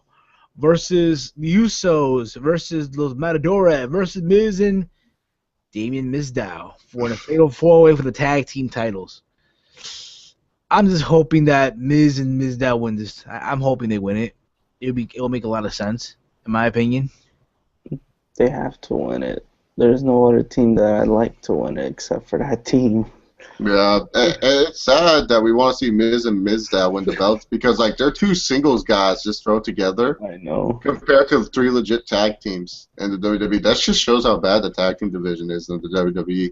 Miz and Mizdow should win it. There's no other team that should. If another team wins, and I swear, if Los Matadores walk out with those belts, I'm done. I'm done. I'm going to be done with the tag team division. I'll never talk about it again. I'll just be done with it until they do something to rekindle my spirit to talk about it. Because seriously, I said this. I remember I was on the podcast a while back. I said, yeah, Los Matadores, man, watch out for them. And look at them. Now they're getting a tag team title shot, and they could possibly walk out as tag team champions. You never know in the WWE. One day Vince could walk around backstage and be like, I like you two to win the belts. Damn it. Give them the fucking titles. Miz and Damien Mizdow and The Miz should win, but I see the WWE keeping them on Gold and Stardust, but Miz and Mizdow should win. Okay. Knowledge, do you agree, bro? Of course you do. Yeah, Miz and Mizdow, yeah, I'm going to pick them to win, actually. I think WWE might be like, oh, fuck it, the crowd likes Mizdow. Let's just put belts on them or something. Okay. After we have Dean Ambrose versus Bray Wyatt in a singles match, I feel like this should. I'll be honest, the build up. It's ass. Don't go around the point with this one, man. It's just ass. It's terrible. Around the point on this. I threw that in there on purpose. Yeah, it was ass. Yep, it's ass. It's ass. But like I remember my Survivor Series predictions that I did. I said, this is why the WWE is bad, because you guys accept this garbage. This feud is just basically, people like this feud based on the name value of this feud. Dean Ambrose and Bray Wyatt. If this was anyone else doing the shit that Dean Ambrose was doing, everyone would hate this feud and say this is terrible. That's just the bottom line when it comes down to it. Like, oh God. But I don't see I see it ending either in a double DQ or the typical Dean Ambrose way, where it's just like Dean Ambrose doesn't have a match and they just brawl like idiots. Yeah. Could be. I don't see a winner either. Could be. Let's hope so. If I pick a winner here, I'll go with Bray Wyatt. I'm going with Bray here. Yes.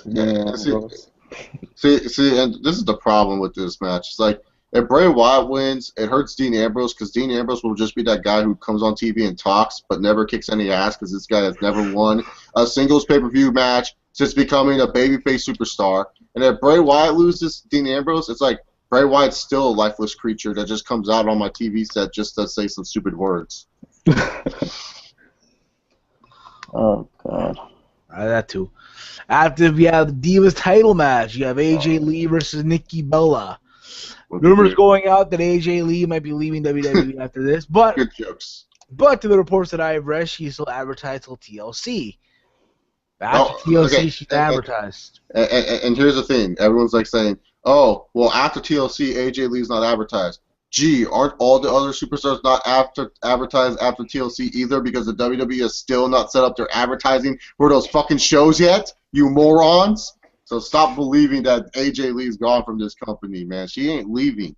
She's taking time off, if anything. She's taking time off to be with her husband, Mr. Brooks, the quitter.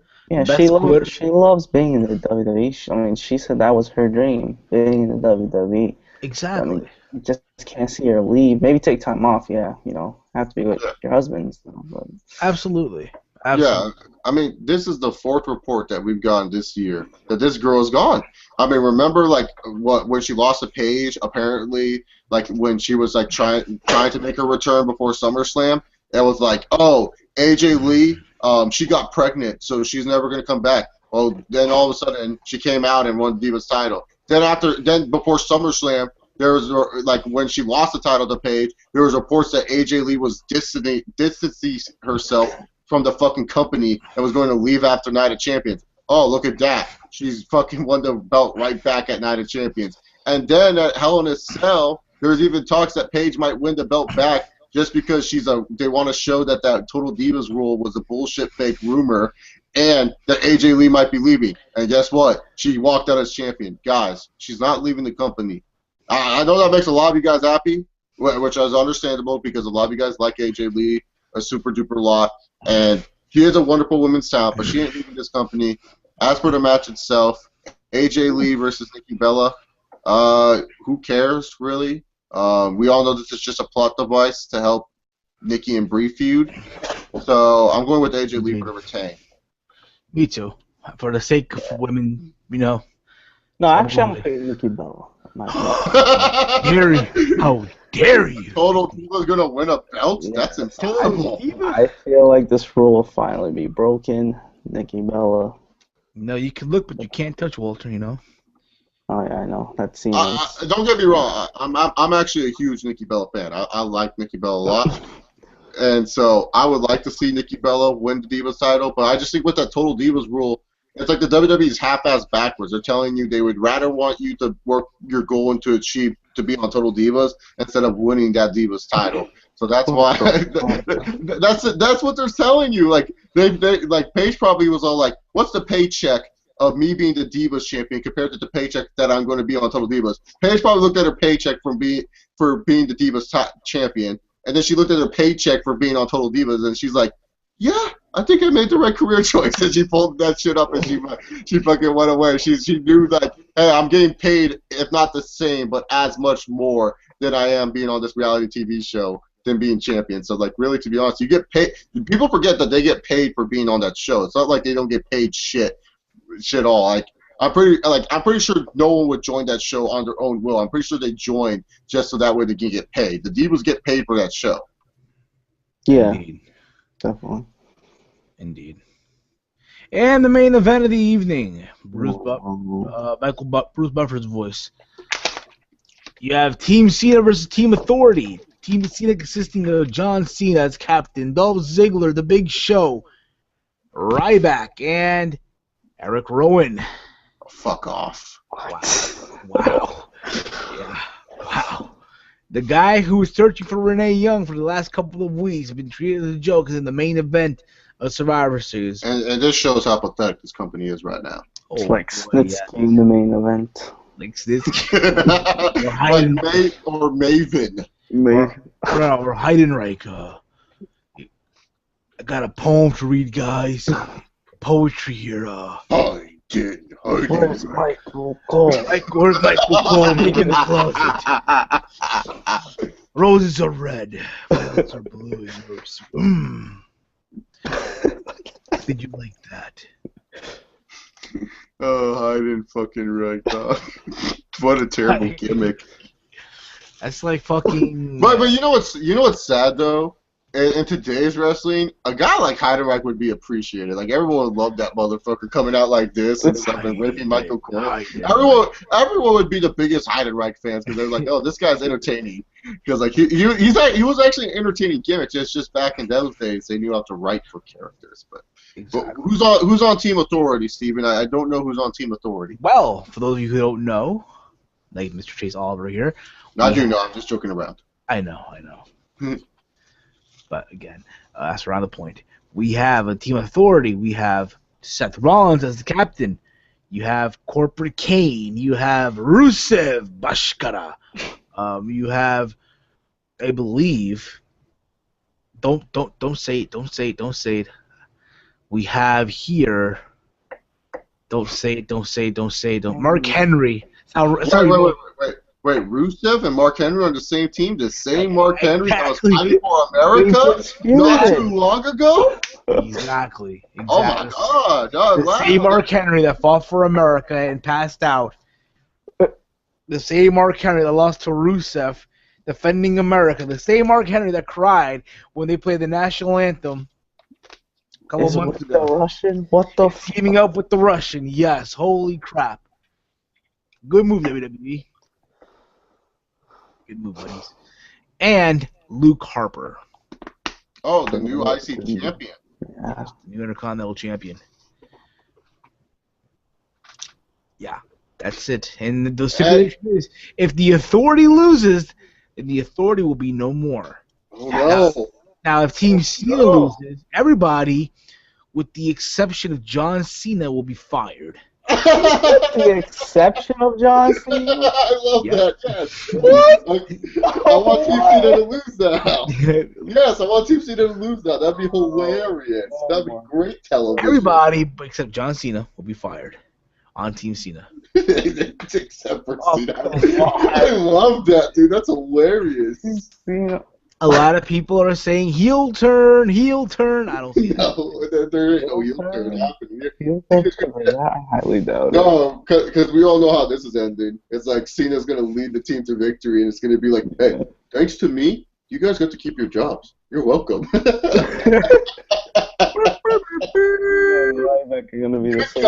So Cena's such a good guy. He's the reason why Dolph Ziggler's still in the WWE, everybody. We got to love John Cena now.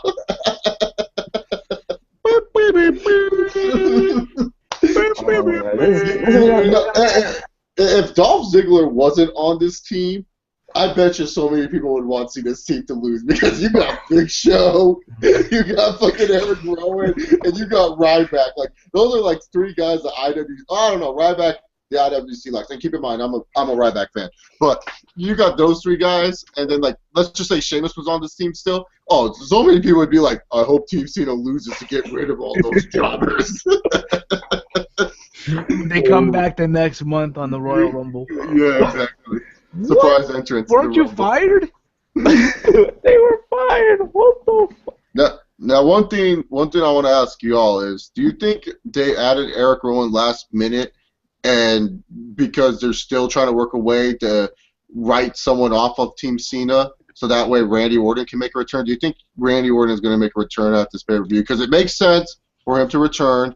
They want to set up a Seth Rollins and Randy Orton business. You know, do you think Randy Orton will be a part of Team Cena by the end of the night, or do you think he's going to make some sort of appearance at Survivor Series? Because it's in his hometown, and it'll give him a really big babyface.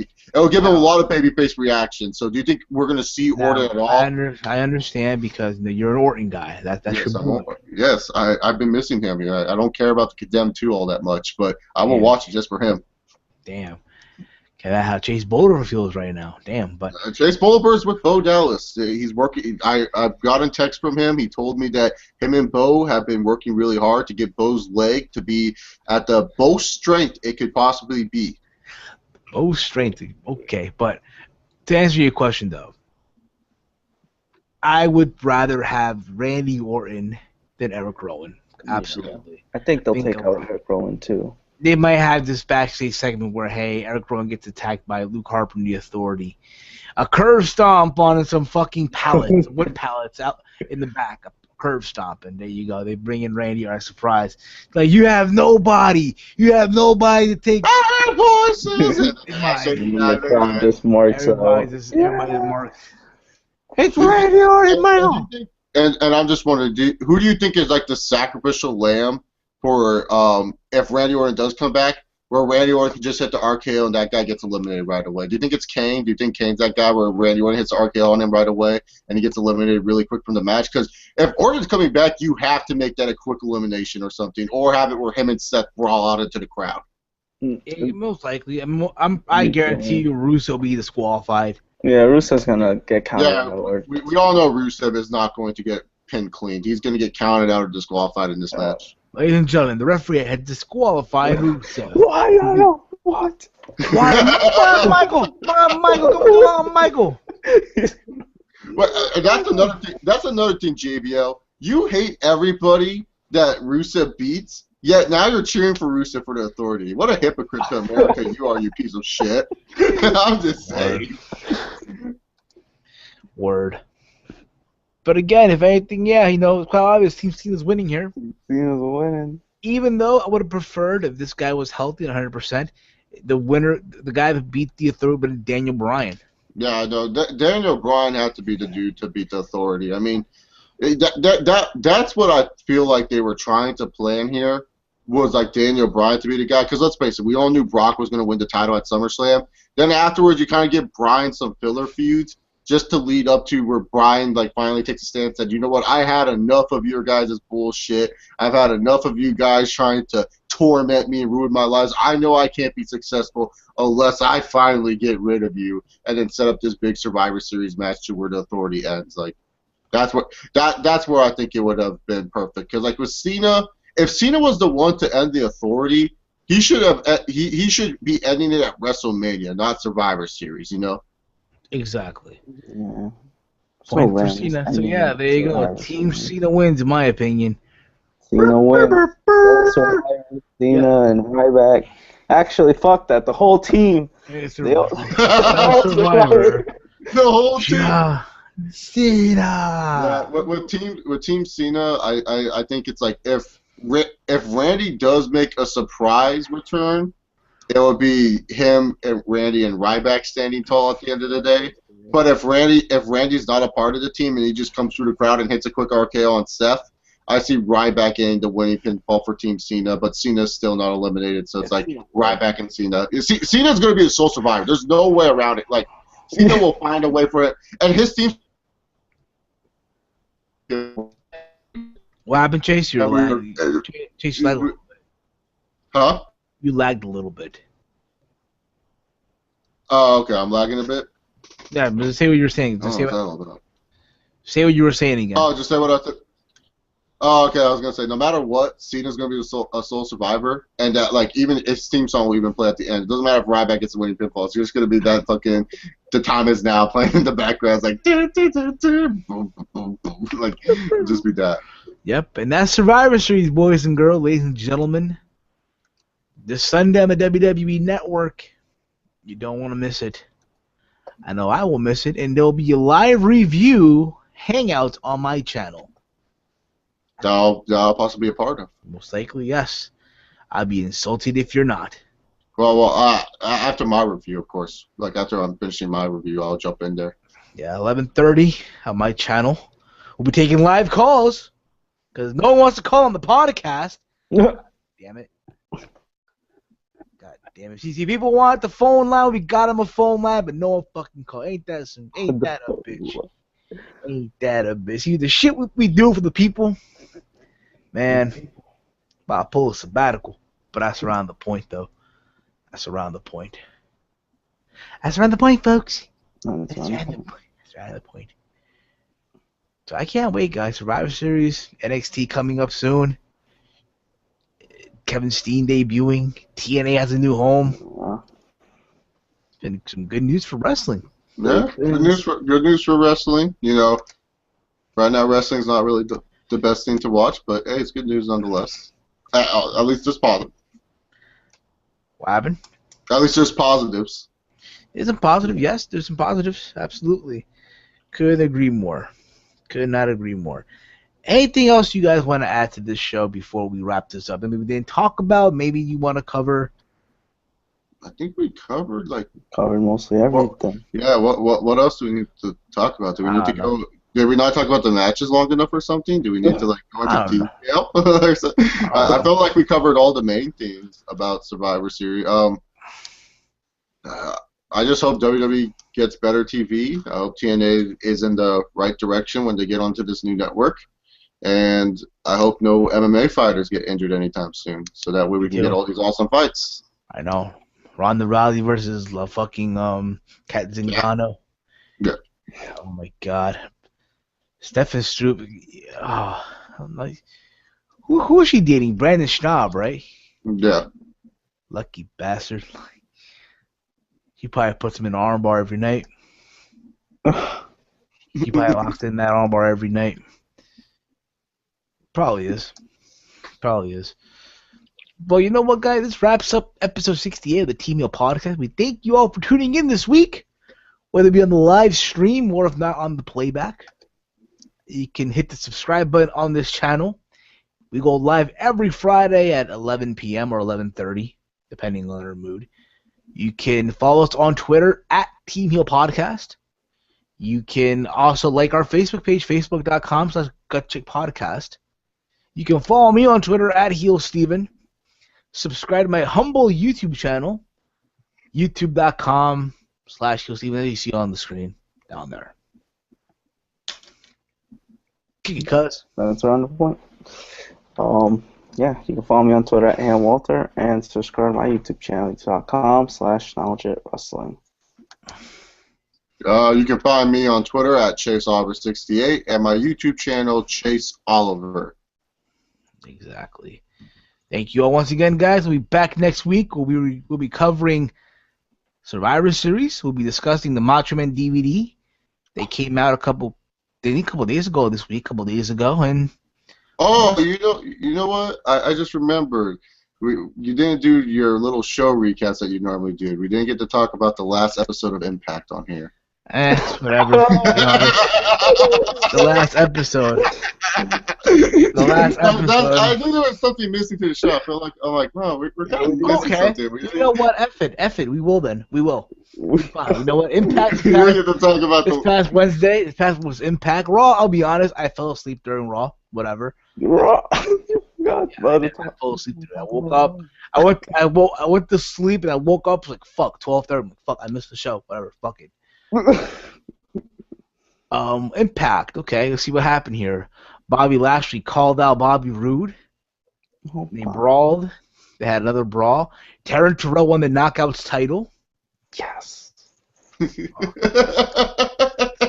No, she didn't. Did she? She did. She won the Knockouts title.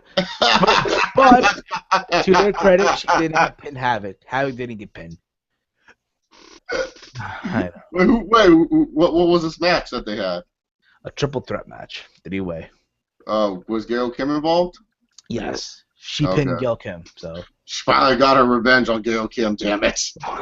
Exactly. What else happened here? Fuck. Fuck. Kenny King faced Chris Melendez and then in a DQ. MVP came out and attacked Chris Melendez. Oh no. Oh yeah. After that, they attacked Kurt Angle. Oh no! Why? What? Apparently, he got mad and he attacked Angle. Yeah. Angle. Nope, Kurt Angle's return imminent. Him versus MVP. First episode on Destination America, brother. That's the main event. That's the main event. Kurt Angle with MVP. Low Key won the X Division title from the Fatal 4-Way. Hey, you know who's gonna stop heel Bobby Roode after he's done jobbing out to El Patron? Kurt Angle. Oh fuck yeah. Yes, Kurt Angle versus El Patron. Bound for Glory 2015. Book it. The match the world is waiting for.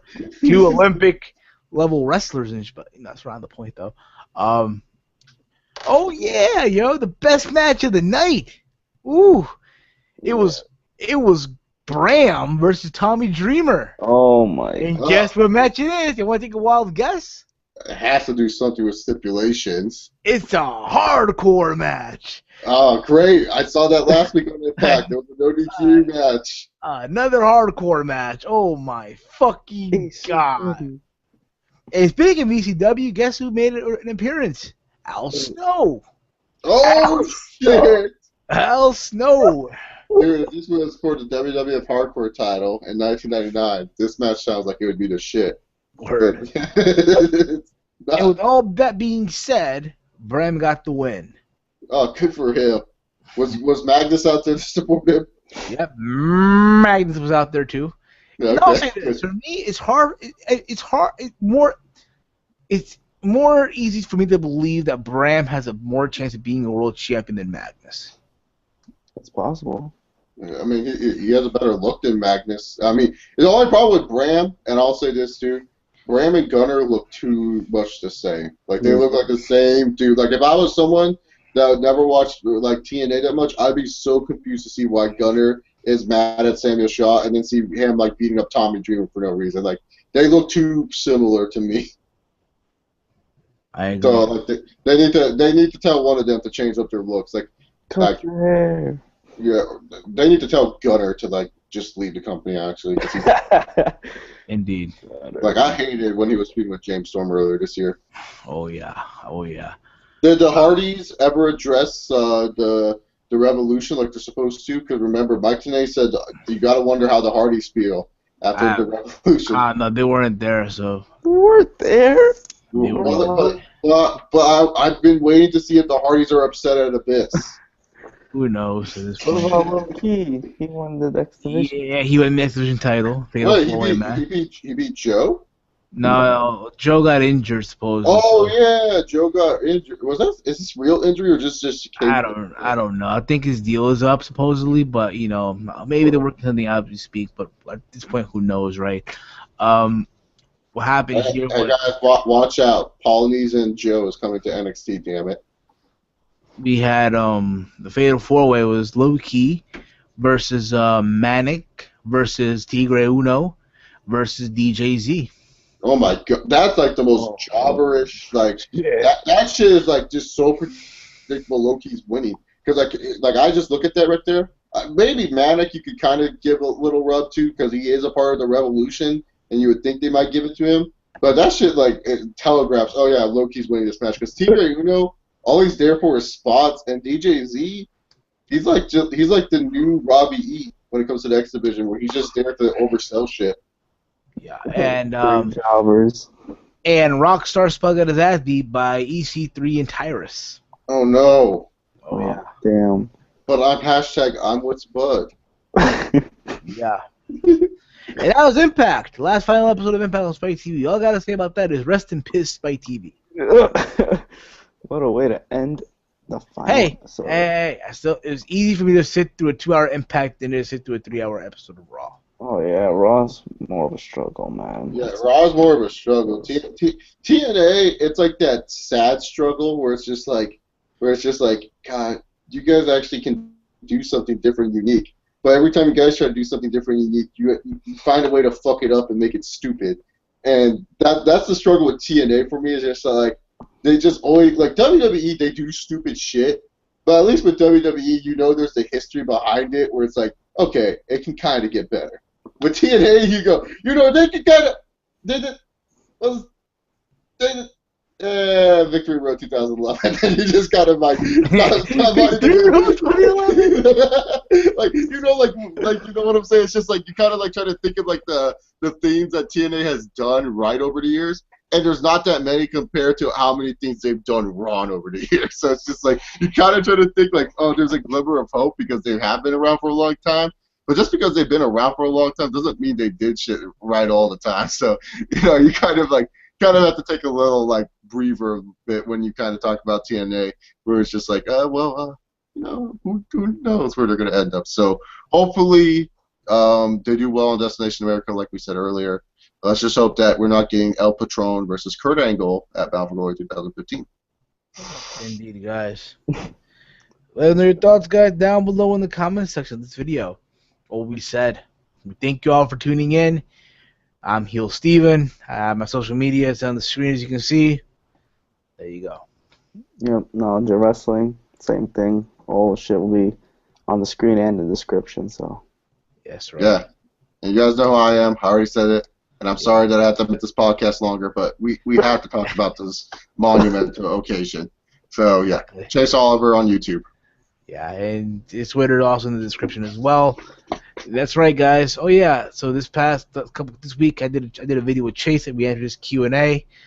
Tito Ortiz is a loved person. All I gotta say, Tito Ortiz, man. Tito Ortiz, he gets the love. Damn it. Yeah, link to that will be down below in the description as well. Go check it out. Some funny questions, and I went off on some kid. I went off, to say it that way. Oh God. Which I apologize for. I apologize. But that's around the point. All right, guys, we're out like Janet's titties. And to quote our good friend, the PW Outsider, when you're down the dumps in life, remember, masturbation is key. We're out, guys. Peace.